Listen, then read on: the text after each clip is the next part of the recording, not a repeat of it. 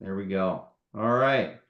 So tonight's webinar, if you don't know, is how to approach a lighting design concept. And what we wanted to do or share in this um, session is basically how some of us might approach creating lighting designs basically from the beginning. And I had asked Ken Martin, he's our guest speaker, and actually he's got a little presentation to run us through, which is wonderful because I had a major glitch again on my computer today. I ended up losing the PowerPoint presentation that I put together for this. So it might have been a little drier if it weren't for the fact that Ken's here. So that's good. Ken Martin is a highly seasoned landscape lighting designer out of St. George, Ontario, Canada. And I met him back in the early to mid 2000s. We were part of the AOLP together, and that's how our association became familiar. And then we both worked a little bit with, well, I only a little bit, but he worked more aggressively with Jan Moyer, who's internationally recognized, and then Greg Yale, which is another leading architect out of New York area. So let's get Ken involved here. I'll let him explain a little bit more about his background and his history, and then he can start up the presentation. And then, as always, if you have questions that you want to ask, just jump in at any time. Okay? Ken, would you like to share with us? Sure. Okay, so I'm just gonna share my screen with everybody. Okay.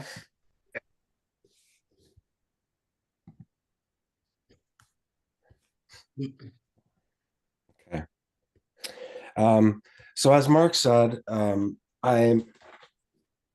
the owner of my company, although it's a probably a pretty crappy name over the years, but it's stuck and I didn't want to change it. So, but it's Copper Expressions, and I typically just say landscape lighting by Copper Expressions. So, I'm an electrician by trade, and I worked in the industry for many years. And in my spare time, I kind of started working outside and thoroughly enjoyed that. And then I decided to muck around with some landscape lighting, just around my house. And when I first that's when I first started developing a little bit of a passion for it. And I understood at that time there's going to be a huge learning curve here if I really wanted to kind of move forward with it. So I was a sponge and I soaked up as much information as I could from all the people in landscape lighting industry. AOLP, back then it was Jan's class. There was online forums. There was just so many people. I had a few people here in Ontario. We joined Landscape Ontario. We have a group here, which is huge, but they have a lighting division. So I sit on that lighting commodity group as well. So back in 2010, I took a class at Jan Moyers. And then kind of from then on, I was kind of volunteering my time and mentoring as that whole kind of program tried to blossom and went on. And so I eventually started opening up my own business. Essentially in 2009 is when I first started. And I knew I needed that design training or help with it. So that's what made me take that course. So after the course, of I got to know Jan pretty good, and then there were some other people there. So I actually put my business on hold for about 2 years and followed her around. I was her shadow, is what she used to call me. So I had the pleasure of, pretty much going through three projects from beginning to end, from meeting the client, and watching that process happen from the design stage to the final stage of watching other people do installation, because Jan just does design work. But I also, for me, I learned a lot from that. And then she hooked me up with Greg Yale to give me some diversity. And Greg was a totally different designer, very artistic, and I just captured a lot of stuff. I spent probably, I'd say, about 3 or 4 jobs with Greg, watching him do what he did. So that's a little bit about me. Um, any questions? No. All right. Mark, am I still, you can hear me, Yeah, everything? you're good to Oh go yeah, yeah. on your You're all side. Okay. good. So I'm just going to run through this presentation. I've kind of adjusted it a bit. This presentation kind of goes through how I start looking at a project and how I approach that project and some of the tools that I've been taught. And I'm not necessarily saying that these are the ultimate tools, but this is just how I do it. And I kind of have been doing it for so long that it's just become, nature. Like I'm just doing it naturally. I always fall back to these ground points with every project, and it just seems to work for me. So landscape lighting offers an incredible expansion of the enjoyment of both residential and commercial properties. It makes outdoor spaces usable at night and adds a magical view into the landscape from interior spaces.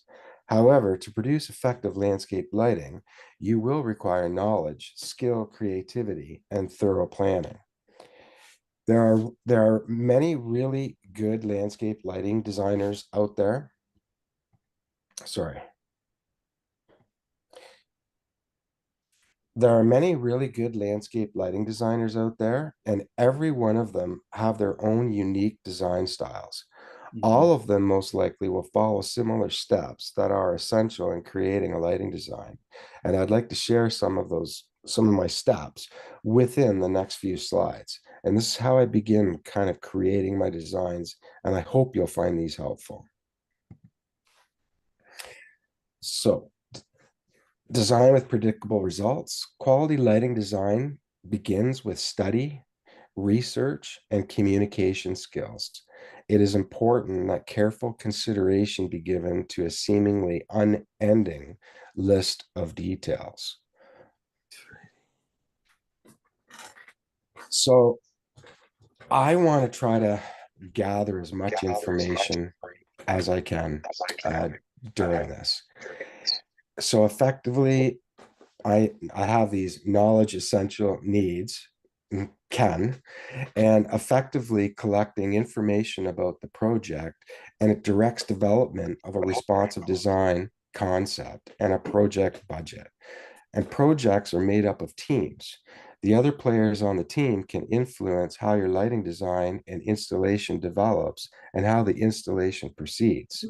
So I start off taking lots of notes and I start documenting from day one. So before I even think about starting a design, I always want a lot of information about everything. Is it a fully developed and mature landscape site, or is it just dirt and all I have are drawings to work with? No matter the scenario, I still need to gather as much information as I can. And trust me when I say this, the client will ultimately end up with a truly unique, artistic, and custom lighting scene, and one they will love only if you persist in gathering as much information as you can. Details are important, and all of this helps to guide in choosing which areas and elements to illuminate. So that information gathering, we're gonna classify them. This is kind of like what I do. I interview the client and other design team members. I try to review plans if there's any to gain an understanding of the landscape design and the concepts. And I'm going to go into detail in the next few slides of each of these. So you can read, like visiting the daytime, nighttime to gain a visual understanding of the project. Really important at nighttime sometimes because there could be street lights, there could be neighbors' lights that you weren't aware of. And that really influences on your design, especially if you're thinking about doing a very subtle soft little area in the back, and then you have a nice big glare bomb next door that's, putting light pollution down in your area, it's going to wreck your scene. So you should really, look at that. I take lots of pictures. Like I said to Mark, I have over 20 terabytes of hard drive sitting at home, and I take a ton of pictures. I sit on the site, and depending on the area, and if I've got a site to work with, I'll do a complete 360 so that all those pictures are kind of joining. So I have a really good picture of what I'm doing. And those pictures are usually taken after I've kind of gathered a little bit of information from the client. So, next slide. So, who should I be interviewing and gathering this information? Well, it depends on the project, the owner, the client, owner's representative sometimes, and there could be other designers. I might not even get to talk to a client. There might be an architect or a landscape architect or a garden designer, an interior designer. Really, I want to try to talk to the homeowner, but sometimes in my history, I just haven't been able to talk to the homeowner, which is probably the most frustrating for me. So Mhm. there could be specialists, arborists, horticulturists. There could be artists involved. And, and then you've got in the construction phase, you've got contractors, electricians, controls, irrigation, etc. Blah, blah, blah. So questions for your client. Allow them to provide information regarding needs and desires. Listen carefully and take notes. Discuss their personal feelings about light, anticipated use of the landscape at night. What can they view from within their home? What features or elements are important to them? And don't forget about understanding their budget. That's a big one. So if other members are present, such as the architect or the landscape architect, this kind of gives you a little bit of a chance to discuss what their visions are for the space. After all, they're developing the landscape, right? So they might have a theme going on. So you really want to try to capture what they're trying to capture during the daytime. Sometimes at night, there might be things that might be a little bit different, but you should try to flow that in and try to accommodate. It sort of becomes a group discussion to reach a goal of delivering a quality design and installation. And I'm old school, so I like to write everything down on paper during these discussion sessions. And I'll have a pad of paper and I'll be drawing and I'll be sketching and I'll be writing all of these notes because I know I need to gather all of this information. So then on some jobs, maybe even on current jobs that have had some landscaping, you'll be fortunate enough that you are given some plans and you could get a site plan, a demolition plan, grading plan, all of those different plans. And all this information will help you to create your conceptual landscape lighting design, safety, special features within the landscape, elements, light levels, techniques, fixture choice, along with accessories, and power distribution and power requirements. Many of my projects have always involved other players, and their involvement occurs at different stages of the project. For example, I know that I'm going to require underground raceways for power distribution for the lighting system. So I want to ensure that I educate them and inform them before they actually begin building walkways and planters and retaining walls. Conduit and piping is a relatively low cost, so I always ensure that that there are lots of them going in and documented on drawings with measurements so that we know where to find them. Usually I get them to stub it up if we're doing like for landscape lighting. And I can't tell you how many times that I've done this and I'm there working and the irrigation guy will come in and he'll be using a sleeve and no one else thought about the sleeves. And what ends up happening is that after the project is all done and completed, people are kind of coming up to me and saying, "Hey, do you still have those drawings with all those pipes in it? We're adding something here." So that's why it's really, really important once you've kind of gathered that all that information that you start documenting from day one. So what I'm going to do now is I'm going to show you a technique that I use, and then I'm going to run through two or three projects, and I'm going to show you how I applied all of that gathering of information before I even started the design. I want to show you visually that you need this information. Otherwise, you're just going to be in a pickle, and you might have to call back. You might have to do that. So I want you guys to kind of learn from my mistakes. And so I'm trying to present the best way that works for me. It might not work for you guys, but this is what works for me, and take it as it is. So design with predictable results. So I'm going to use project examples, as I said, and the first project example describes a design technique that I was taught by Jan, and I still use this today. It was so helpful in making me understand just how important light levels are. And at this point, I've pretty much gathered all the information that was offered by the clients and everybody else. And now I know I need to think about all the items on the slide. So I need to figure out the focal point and the elements, determine the light levels, and I want to figure out the overall adhesive. Those are all the things that I got to try to put all together. So here's a daytime picture of an area that the client expressed security concerns because of the street on the left. The client also routinely walks in this area towards the large urn. There is a hedge behind a couple of steps just in front of the urn, but you really can't see them here. This lighting system was installed many, many years ago by Jan. And so these are Jan's pictures, and this is kind of an example of Jan's technique. So I just want to make sure that you guys know that. Some of you might have seen it. So I take the daytime photos, okay, that I take of the areas that I think that are going to be important, and I'm going to print them. And then I take tracing paper and I trace the outline of all the different areas, the grass, the trees, the building, and the urn. And now I spend a bit of time shading in those areas. For me, this really helps me in visualizing what the light levels will look like before any fixtures have even been chosen. So as you can see, all the number ones are the lightest shade, or the highest level of light, and down to 4, which is the darkest. Okay, so I'm going to go back here. And so we're going to show you that number 1 is the brightest illumination. Okay, and then as you get into 4, which is the grass area, we're toning it down.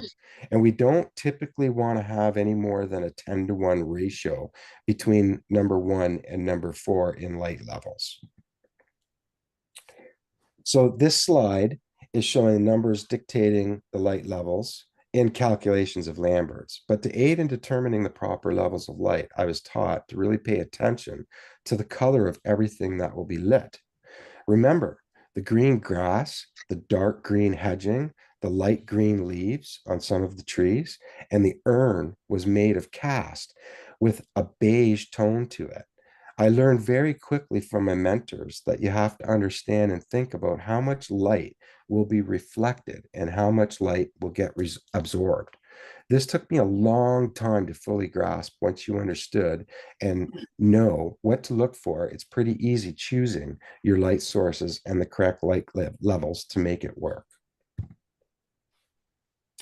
Now we can determine where to place the fixtures, choose the color temperature. And so these are just examples of what Jan does. Sometimes I do hand sketches with the same information and the way I've got it to tell me where I'm going to kind of put the fixtures. And of course, on a new job, that's a lot harder. This was kind of an existing job. And so at this stage too, we've already determined our power distribution and all that other stuff, but we're just focusing, on this right now. This is just the technique, okay? And this is it finished. So now you can see the results when using, and it's an older picture because it was taken back when we didn't have digital cameras, but you can see that the brightness levels of that urn are a little bit higher. I think the trees at the left and right sides are a little bit brighter than what they are visually like when in real life, but that urn is number one. You can see that the grass level is number four. And so we've achieved our kind of our goal when we did our client talk with these people, because they, or when Jan did the client talk, is that they, remember the street was on the left. They were worried about security, and they walked down this little pathway, and there's little steps going down to that urn, and then there's something going into the right, into the backyard. So she's achieved that kind of goal from the information that she's got.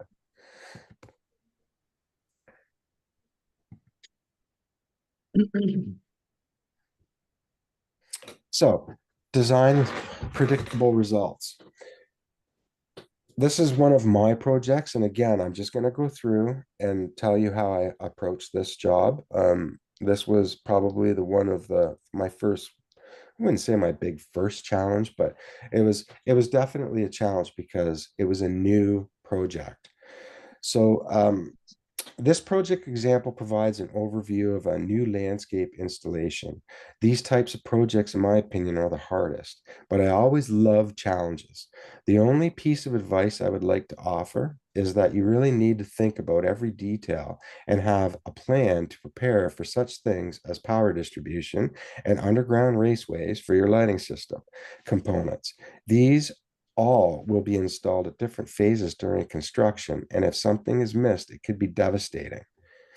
So this client was interested in having lighting done to, pretty much grass. So they were getting new landscaping put in. The client didn't really know a whole lot about lighting.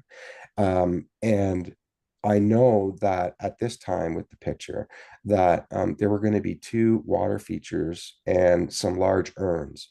And this particular residence has a very long driveway, and it's very open. You can see the house and the driveway from the road. So here I am, and I'm reviewing the site before the construction begins. And you can see some stakes in the ground, and the guy's truck there, that's not the owner's, but that is the actual concrete guy, because he's going to be pouring the concrete. And he was doing all of the markings, because that orange stake in the middle was to be the center of this fountain. And it's a granite fountain, and it's huge. So we had to figure all that out. And then so now I'm referring to some landscape and specification drawings that I have in the truck.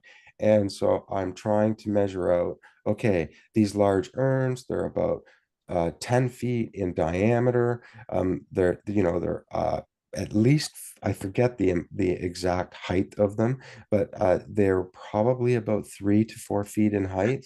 And then they were going to be putting plant dirt within it, and then some sort of material or plantings inside. So the project lighting goals. So what I determined after all of that information gathering was I determined what elements would be illuminated, referred to the documents such as the plans, and investigated all the elements and determined that the reflectance of all the materials. And then the viewing angles I had to think about. So I had to think about all the viewing angles for each element and for their entire lighting scene. Viewing angles from inside the residence and outside in the landscape, prioritizing the viewing angles from most important to the least important. This helped in choosing the proper light fixture, accessories, and the light source. And I had to kind of get all that information from the client by asking them how they plan on using this space, when they were going to be driving in. Do all your guests come in driving? Is everybody going to go to the front door? So those were all questions that I asked and kind of gathered and got answers for. So here it is. I installed all fixtures and completed the night focusing, and I ensured all light sources were hidden. Hiding light sources and night focusing. So I tried to conceal all light sources from all the viewing angles. it was very difficult. And so I had to choose. I had to say, okay, well, the least important angles, they just couldn't be hidden because you're going to see glare shields that are lit. And so I have to communicate that to them and educate the client that that's what's going to happen no matter what. So below grade fixtures under the urn did not contain any glass on the top of them at the surface level. Therefore, the light source was completely hidden because the glass was down below. The number of viewing angles dictated how many people I needed to complete the nighttime aiming and focusing. So if I had 4 different viewing angles that the client could see this, then I wanted to make sure that I had 4 different people at night to help me aim. And here it is at night. And so this job is actually increased now because the whole left side of the house is lit too. So that was an add-on phase. And thank God that I, put in conduit and put the infrastructure in for future add-ons. Very thankful that I did that. And for the cost of it, it was a savior because now all that is poured concrete with little black stones all over the driveway and a pattern. Yes. So it would have been very, very difficult. And so this is what it's from. This is how far back now. So the gate is right behind me and looking in onto the property. And this is at night. And so we used I believe 5 watt 60-degree LED lamps in the urns. So yes, you do get a little bit of that darkness, but I kind of like the way that it darkened it. I found it interesting, and um it didn't bother my emotions, it didn't bother my eyes. It kind of made us, it was aesthetically pleasing. I didn't have any bad feelings. And when I'm looking at light at night, that's what I always kind of do. I want to try to get that warm and fuzzy feeling, and then I'll go in and critique if it doesn't. And I'm not always right, and not all and have not been always right. So I've had lots of corrections. And this is the back water feature. It's just a medium-sized water feature. And they lounge out here. So there's lounging area and a fireplace kind of behind me. There's some chairs to the right and to the left. That's kind of their office right in there. So I attached some down lighting underneath the eaves in some spaces all the way around the back of the house, just to kind of tie things in. Nothing dramatic, nothing too bright, just nice and soft so that people can migrate. And then you, of course, you get the reflection from this water feature that's coming out probably about 10 to 20 feet onto the tiles. Okay, so this is the example. This is the third example. So this site, the property is completely mature. It's completely hidden from the public, and hence it's named Hidden Sticks. This was a very large, mature landscape with a vast amount of plantings and large trees. A variety of beautiful, unique species, such as a Dawn redwood tree, outdoor art pieces throughout the landscape. There were many viewing angles from inside the residence and one from the landscape itself, and from within the landscape itself. Sorry, not one. Shielding of fixtures was extremely challenging because of the many viewing angles. Some areas had a 360-degree viewing angle. Accessories such as adjustable extensions and straight cut-off bezels were required because of the amount of perennials that were within the garden areas. This allowed to raise them in the spring and lower them in the fall during maintenance visits. It allowed me to do that. So I had to sell that to them. And it incorporated a lot of downlighting. So again, what I want you to realize is that through all of that information gathering and me visiting the site, I visited the site, I believe, in the early spring. So I didn't even see all of these ostrich ferns, underneath this tree. Okay. And so that was all dirt. So if I didn't ask what was growing in there, and the owner knew, she knew exactly what it was. And so I had to do research on the plantings to make sure on all the whole project. I spent a lot of time. So that's why, like, it's just, I can't stress enough the information that you can gather. Treat them like your best friend, talk to them like your best friend, and get as much information as you can out of them. So the project lighting goals for this job, the elements, I determined what elements to illuminate. And what I do is on a big job like this, because there's a lot of fixtures on this job. So I break it up into small little manageable areas for me. I call them zones or I don't know what people call them, but I call them zones. And so I just break it up into little blocks. So there was the Dawn redwood area, there was a large oak area, there was a stainless steel leaf area, and then there was a linden tree area.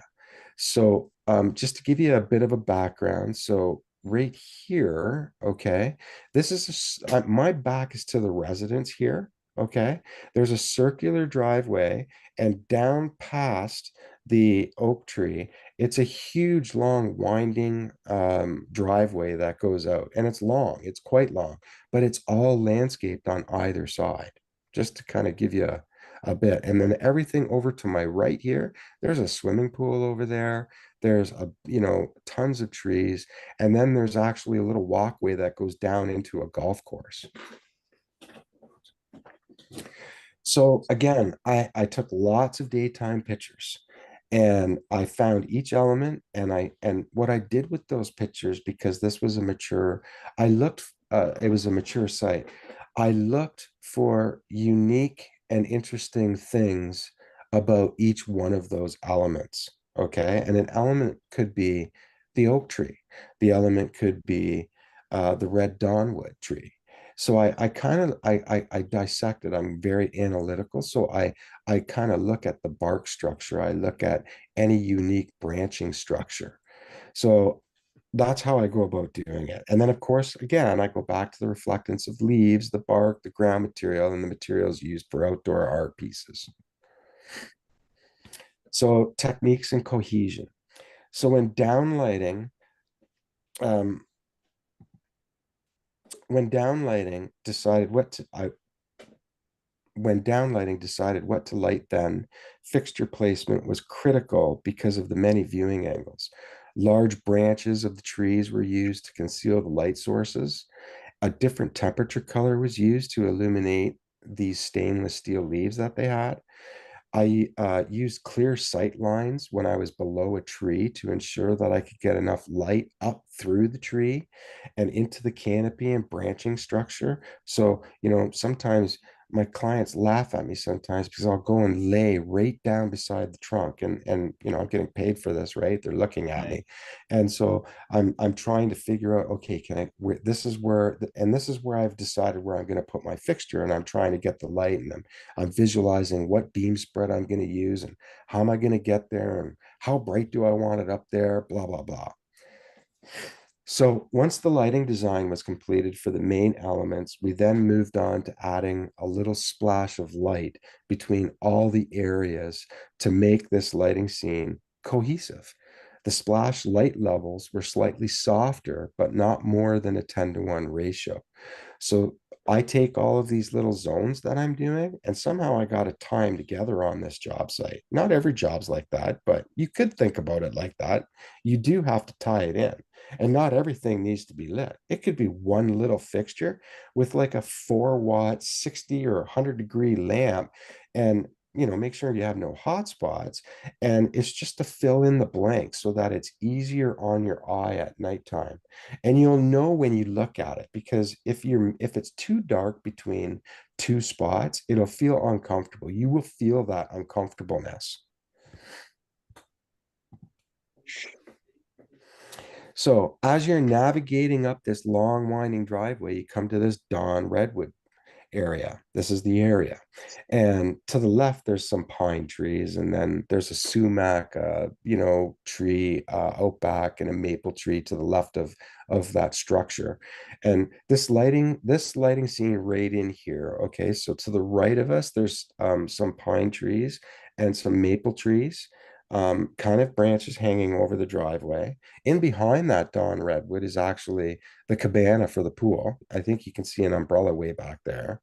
And then they had these fancy, cool little steel trellises, nothing growing on them. And in fact, they had rope lighting on them. And they had some big of these granite lights, 120 lights that were never working properly. So I convinced them to kind of disconnect them. And so this is what we have at night. So I did some ring mounts in the pine trees up there just to kind of gravitate down the driveway. It's very, very soft. And then I flooded that area by the red Donwood. I stuck a little ring mount in that trellis, in that little steel art thing, and kind of went straight down, and it cast all the shadows. And it's funny because, you know, those types of fixtures weren't in the realm of being bought anywhere. And this was the first time that I saw a fixture or a piece of art like this. And then lo and behold, you know, few years down the road, I learn or saw a company that made this type of fixture that is like that. Hmm. Very nice. So this is a little bit closer. So you can see the branching structure. So again, so I'm now starting to look at the details and the finer points of things. So I'm really looking at in the Dawn Redwood, and it had like the really, really cool flaky kind of orangey bark. And it was very, very airy, but it had a lot of needles on the outside of it. And then this is a close-up of it at night. So you can see how I'm trying to draw your attention as they drive by. You're going to see that bark structure, and then I graze the outside of the entire tree. But the reason why this picture is I'm just showing you that, you know, there's some unique bark uh, branches in there. There's some a unique bark. The bark is actually interesting to look at. Mhm.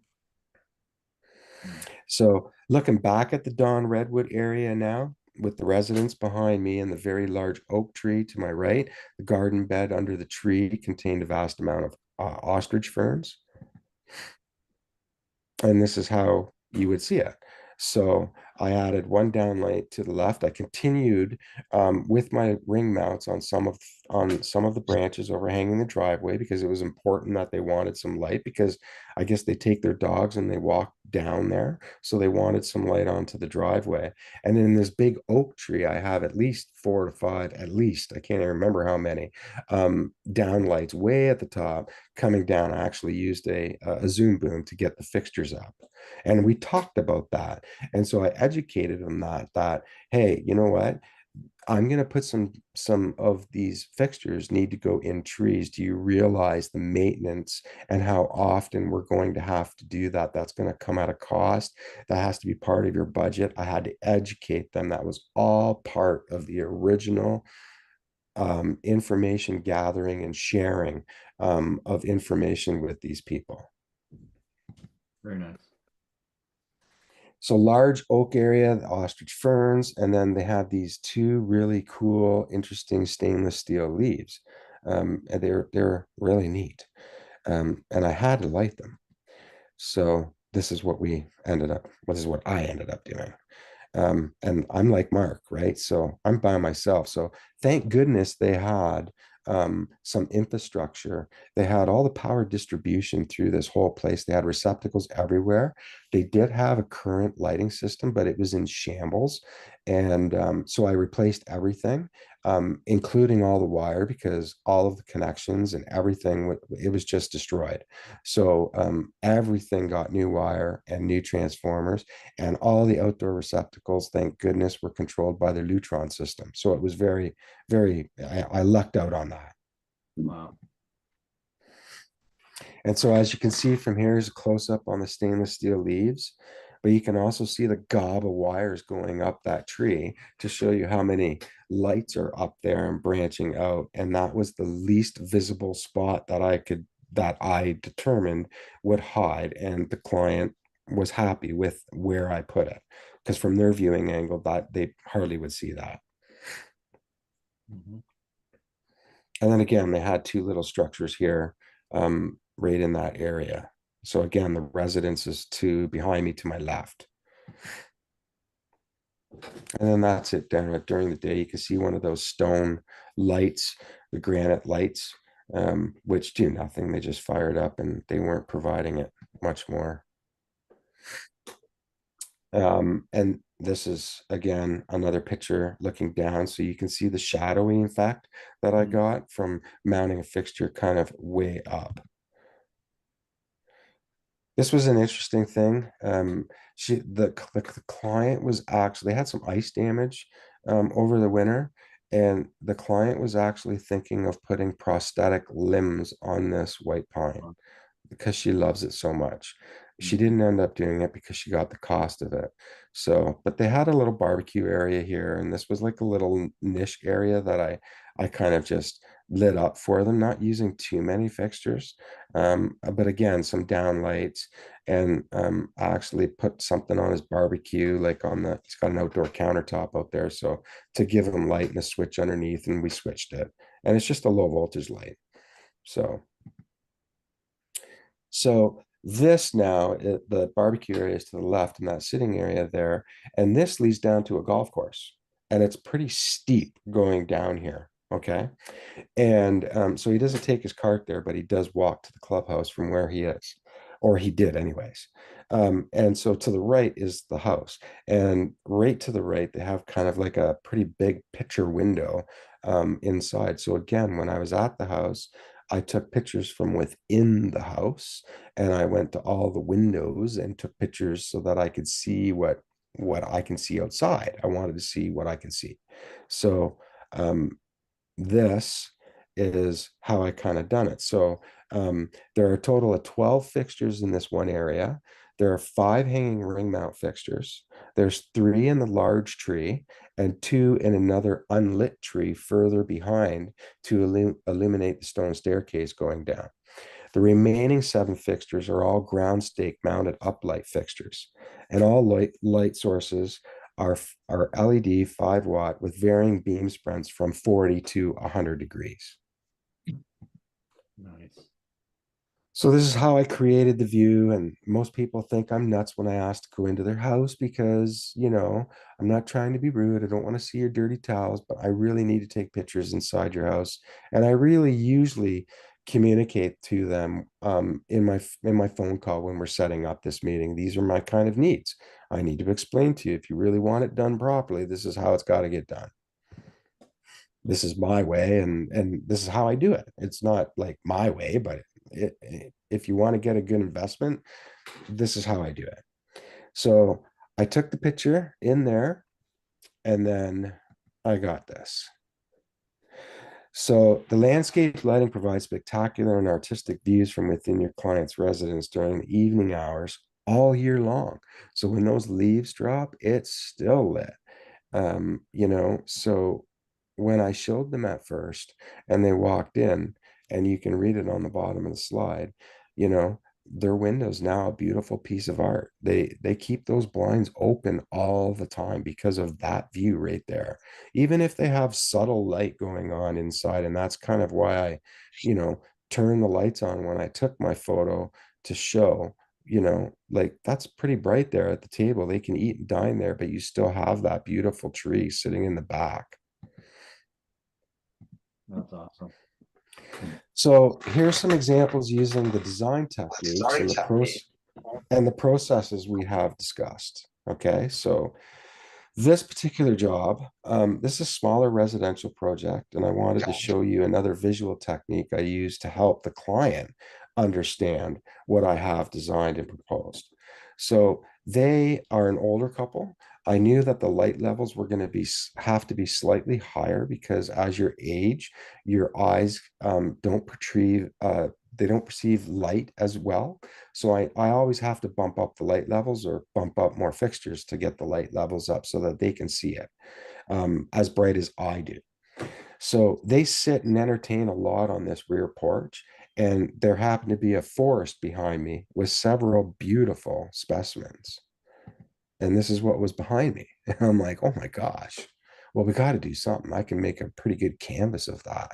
So again, I took all these pictures, gathered all the information. They were into it, told them kind of like it'd be really nice to give you, some depth in the background and in the backyard, and really make those trees look stunning and give you some art back there. And so I take the photo and I draw arrows using like preview or acrobat, and I draw arrows from where the fixtures will be installed and into what portions or intended portions to illuminate. So this is kind of how I get them to visualize where I'm going to mount these fixtures. And I'm showing them kind of what areas I'm lighting. So as you can see, just using all of those, I've got some down lights incorporated in there and some up lights. And so this is how it turned out. And so I didn't take, well, I do have pictures. I didn't incorporate in the slide, but I also turned my back to that and then took pictures back at the house. Because what I did is I did some downlighting to capture their stairs for safety off the back of the porch, which was back here. So I did, I don't know whether you can see my pointer, you can't because I'm in Yeah. presenting view. But as you can see, just right by the post there, I mounted one kind of crossing down towards the one urn. And again, the same distance over to the left, the same distance crossing down. And then I turn the glare shields out this way so that you can't see it while you're sitting on the front or on the back porch. And I also did it to the left over there on the patio just to kind of capture some stuff. So this project has quite a few fixtures on it, but in this show, I didn't show it all. So then I had another project. It's quite large, but he had his own little pond and he colored it and it was like large trees all the way around this. And where they live, they don't get a lot of mosquitoes. There's only, I think, a month where they're really, really bad. So they do tend to come out and park themselves on these chairs and but not too often at night. Their house is quite a ways behind me. And so they have a sitting area back there that they usually sit in, and they look up. And so I illuminated all of the upper trees all the way around the pond, but I intentionally um, so I should just read my notes here because I'm getting off topic. But this picture is taken from the shore of a large pond in a client's backyard. There are several large trees surrounding the entire pond area, which I illuminated. This area where the red chairs sit, I left in darkness all around. So I didn't incorporate any uplights going into the trees. Okay. So the back of the house and their outdoor patio area is almost 200 feet away behind me. I thought this would be a good focal point to draw their eyes into the lighting scene. And so one perfectly placed tree mounted downlight is illuminating these chairs. The subtle light you see at the bottom of the picture is from another downlight located in a tree, which is on this side of the pond. But the rocks, the chair, the one side of that far tree, that's all done with that one downlight. And it's amazing. I look at downlights because you can go back to the house, and I always say, you know, I could have stuck path lights along a walkway, but anytime that I get a chance where I don't have to use path lights, because I could incorporate, I mean, I guess from a business standpoint, I'm pretty bad, but I look at that walkway and I think, well, geez, I could cover that walkway with two downlights rather than five path lights, Mm. right? And I like the look of it a little bit better. So this is just another project, one of mine. This is the first time that I was attempting to do some strip lighting, LED strip lighting. So I decided to use it. And the bonus was the planters, silhouetted them, got a beautiful reflection. I lit up the bushes that were quite young in the back. There's a lot of fixtures within this scene. The Japanese red maple, I believe, has 9 fixtures and 3 ring mounts in that Japanese maple. So all soft amounts of light, right? All wide degree beam spreads, 100-degree deep beam spreads, strategically placed around with risers because there was hostas growing underneath it. And so here's that pool cabana. The pool's to the right. That Japanese maple is to the right there. And they had that large maple tree in the back. And then they had all of those. Um, uh, uh, I can't believe I can't remember the name of them. Someone help. They're always bad for ticks. They're green. They're like an evergreen. No one knows. Brain is blown just by all the plant species you've named. Yeah, okay. So anyways, I used a 4000K temperature color all back onto those evergreens. That's pretty bad when I don't know the name of them. Okay. And this is just kind of balancing light throughout a project. I found, this is a traction light fixture. I had a client, I had to light that totem pole. He's got a fountain there with a staff. They're native, Indian native. And so we made these custom bowlers with a bear, a turtle, and a wolf, and had them all cut out.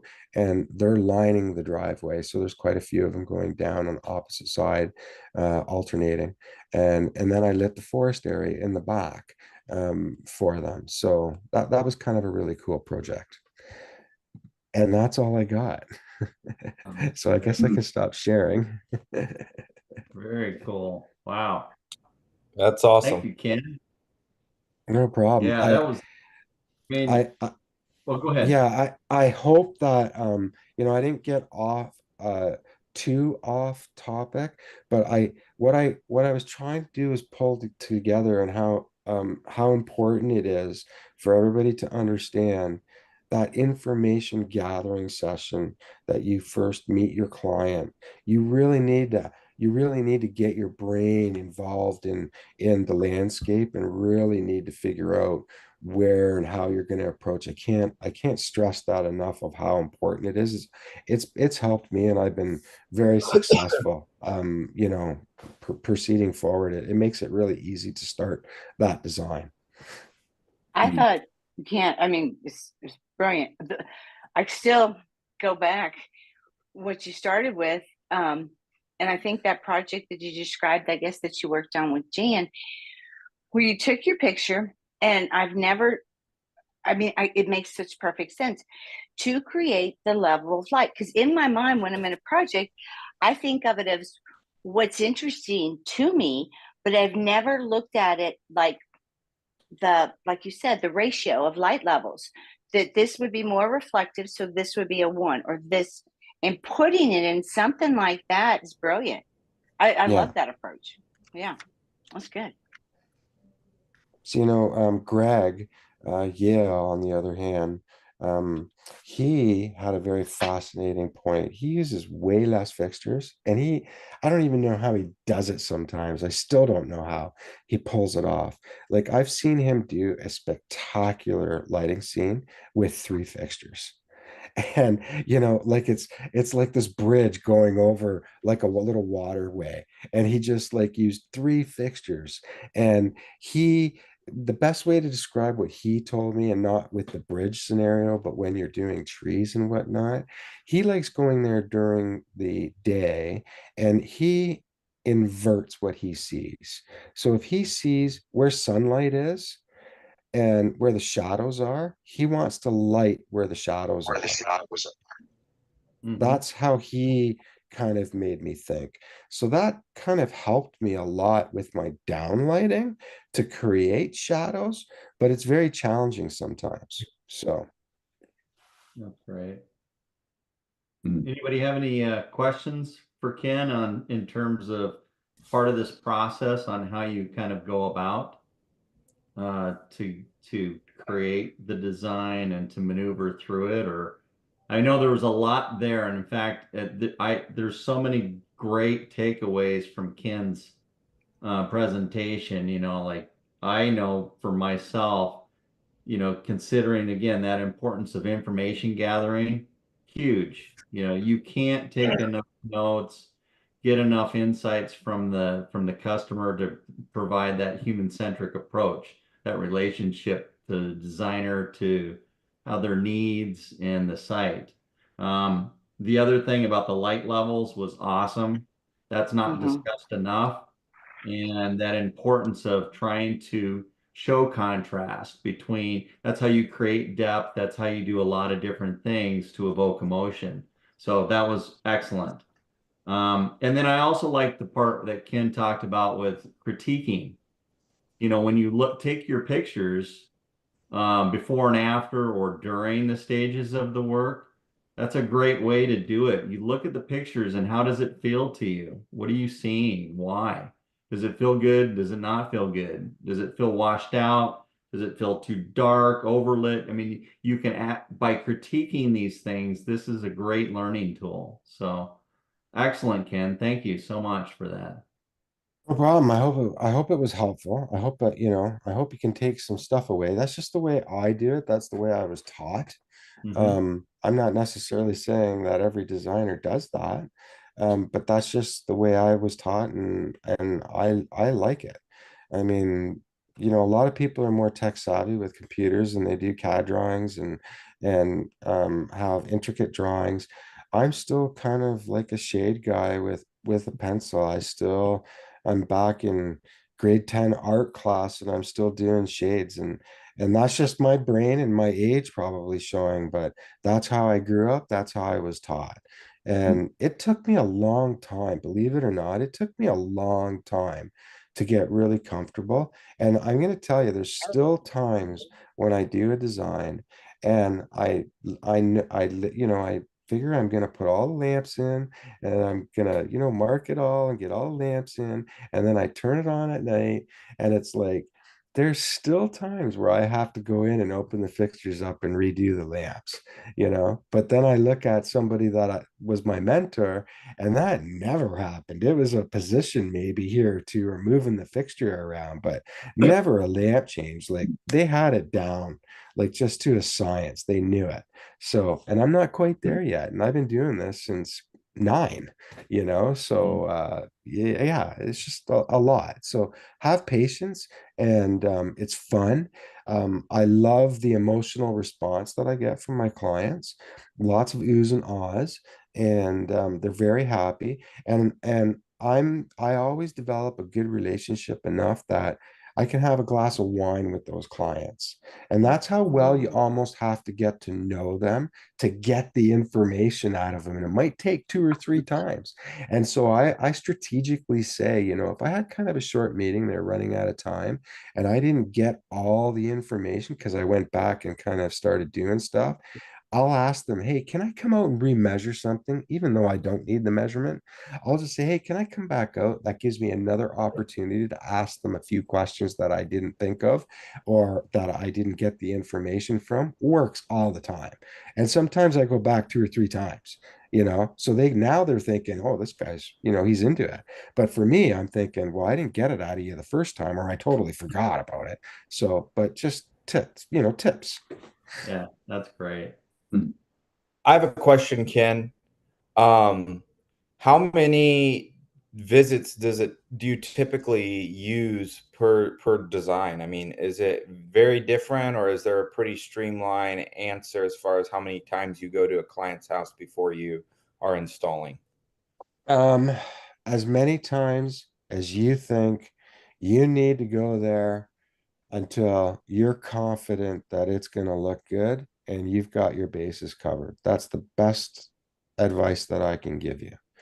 Um, Typically, I go there, I take all my pictures, I meet with them, I create, at first we talk about budget because budget's really important because I don't want to go back and spend hours upon hours designing on something that they're not going to spend, right? So that's why I always kind of break it up into zones and figure out what priority is what area is priority, and then kind of do that area really, really well because that's within your budget. So I kind of noodle that out right from the get-go to minimize those times of me having to go to site because a lot of my jobs are at least an hour away from my house. So I'm driving with my truck or my trailer. So I want to try to minimize the amount of time. But quite honestly, because it's me and my truck and my trailer, when I'm there, I don't care how long it takes me. I'm probably the biggest business loser there is, but I love it so much that if I've got to take an extra day or 2 days, I'll drop my trailer and ask them if I can leave it there. And then I'll go back because I want to make sure it's right. And I want to make sure that their Christmas present is beautifully wrapped and it's ready for them to look at by the time I'm done with it. Does that So, answer your question? yeah, absolutely. I hope I have so. one more. Do you charge a design fee? You know what? Not if I have not if my phone call vetting has gone really well. But if I was doing a lot of designs and I were finding people that I don't like to give my designs out. So Right. this is the way I kind of do it.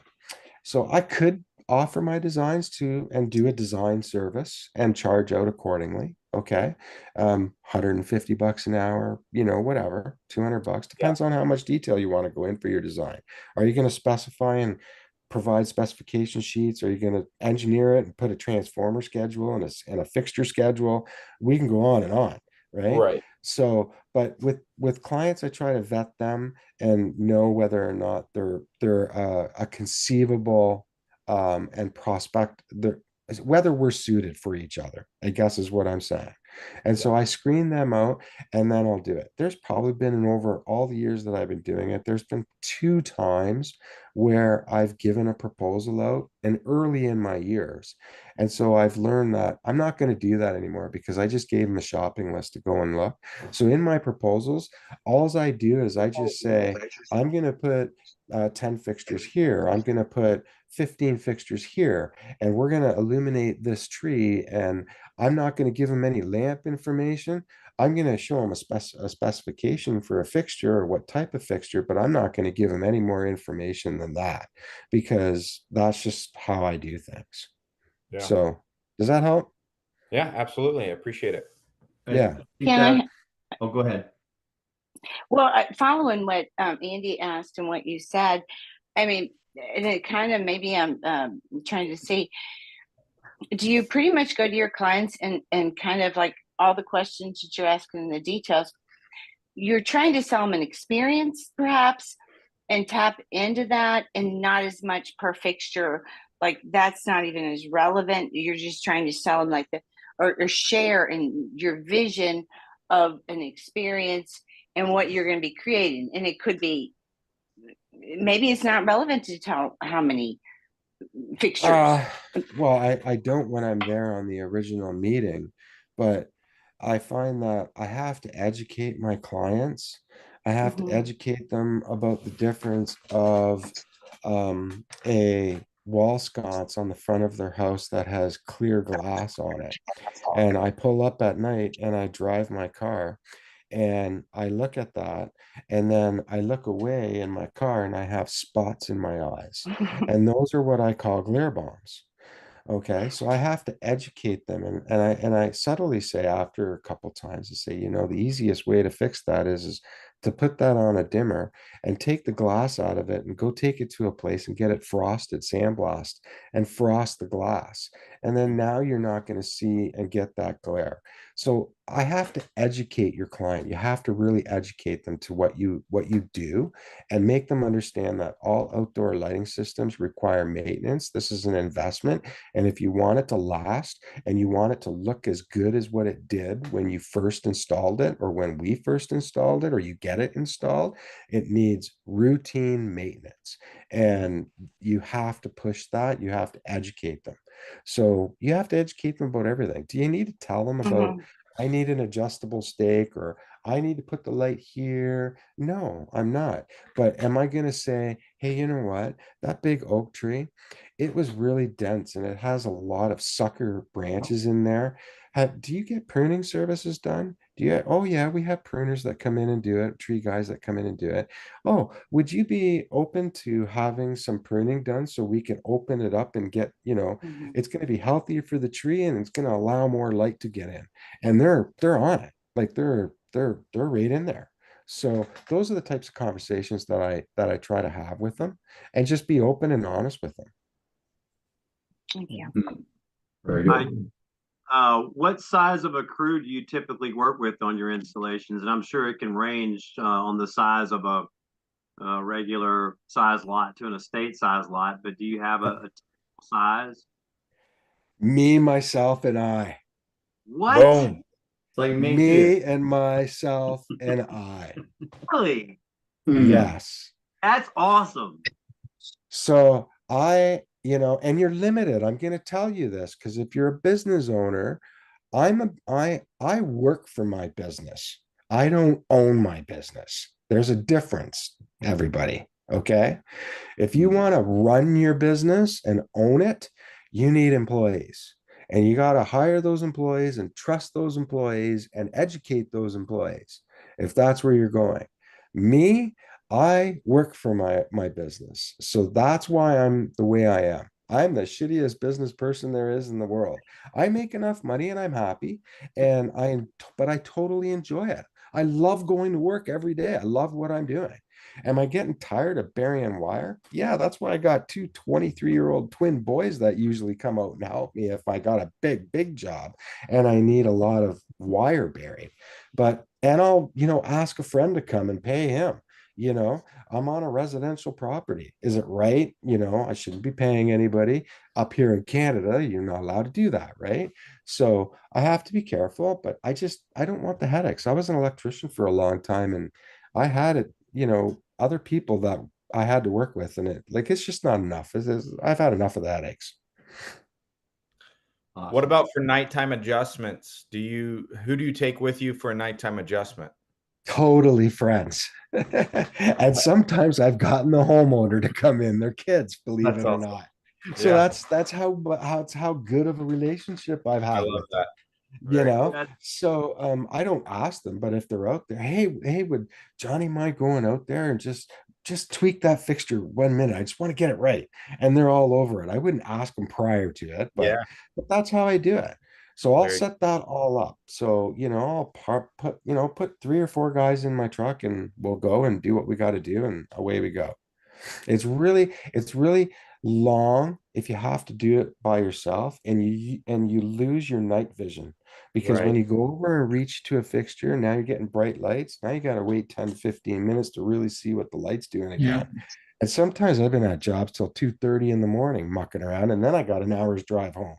So, my wife's looking at me like I got crazy balls happening in my head, but that's the way it is. That's what I do. So I'm a strange duck when it comes to that. Hey, Ken, I got a quick question for you because this is one thing I'm curious about. If you don't have a set of plans or to work with, let's say you can't get a site plan, you can't get a landscape plan, whatever the case may be, how do you or what's your process for being able to draw up the site? Well, the best thing that I suck at that, Mark, to be quite honest with you. All right. But sometimes I'll get Google Earth and kind of get a bigger picture, or I have a drone. And so I Oh. fly the drone up and I'll take an above photo and away you go. Am I going to have precise measurements like AutoCAD? Absolutely not. No.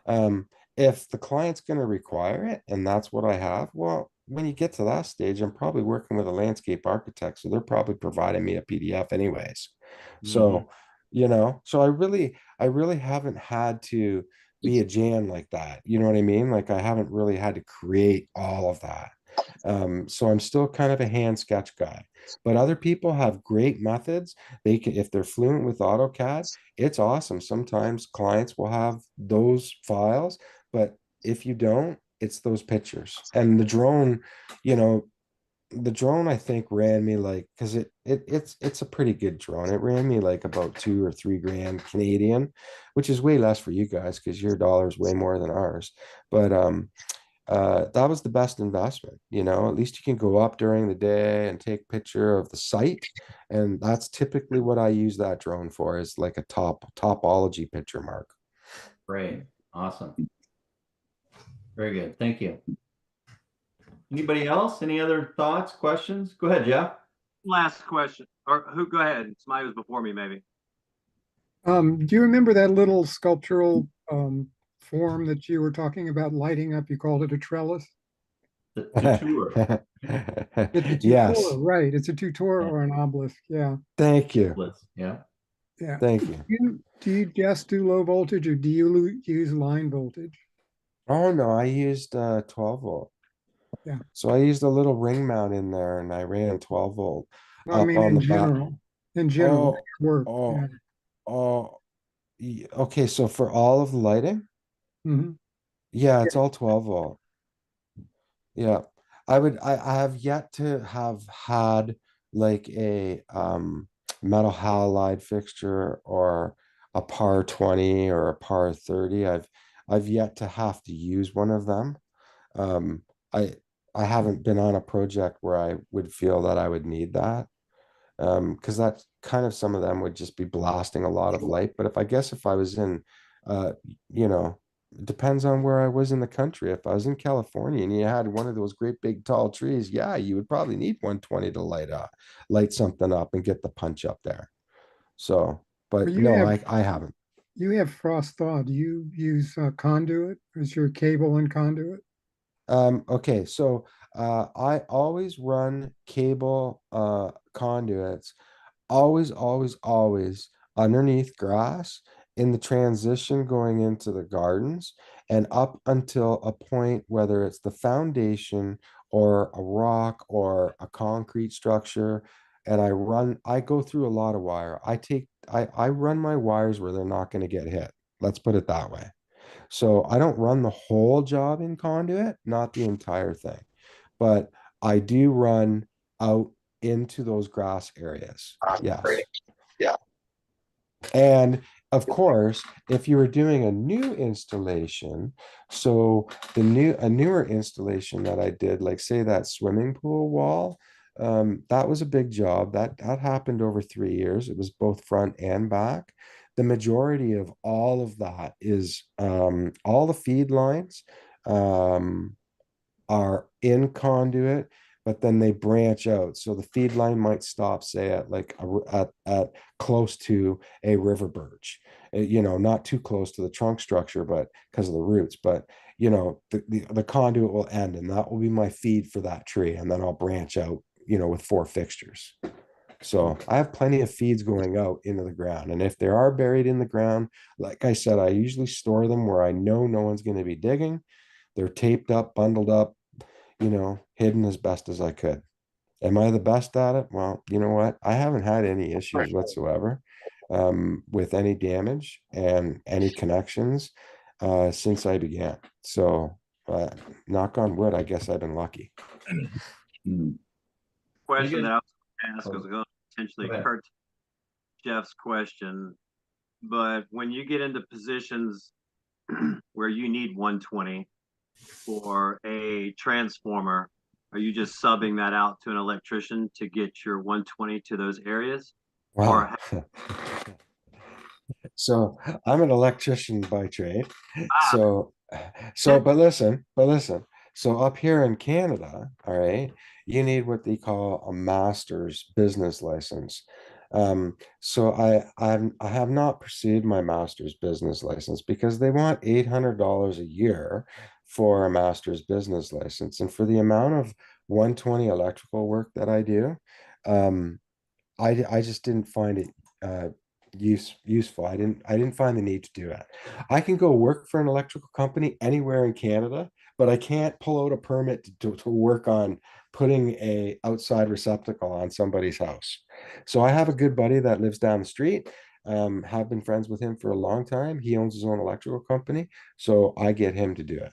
And on other jobs, where I use, say, below grade transformers, that job with the pool and the wall in the back, out front, we used Qtran transformers in the ground.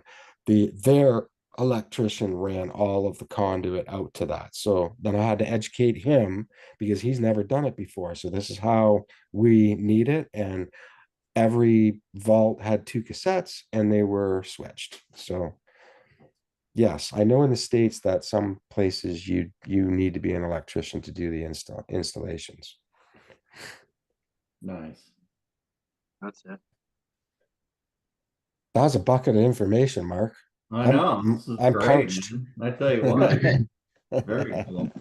All right. I guess we probably ought to shut her down for tonight, but Man, I tell you, thank you, Ken. I hope we can get you back some other time. Maybe we can set something else up for a future class or classes. I think this was wonderful. You gave a ton of information, and this was a gold mine for everybody watching. Thank you. You're very, very welcome. And This, Mark, thanks for having me. Yeah, I just hope I know it was a lot of information. I know it helped. this I hope recording it will was. be available. Yes, it will. If you want to watch it Thank you. again for all of our members, tell the other members, whatever you want to do. It's there. Thank Very you, good. everyone. I apologize. Right. I'm going to have to jump off real quick. Okay. Ken Yeah. is amazing. Thank you. Thank you. Thank you, Mark. Good Thanks, night, everybody. All All right. right, we'll see you next time. Okay. That was definitely some great information. Thank you. No problem. Absolutely. Yeah,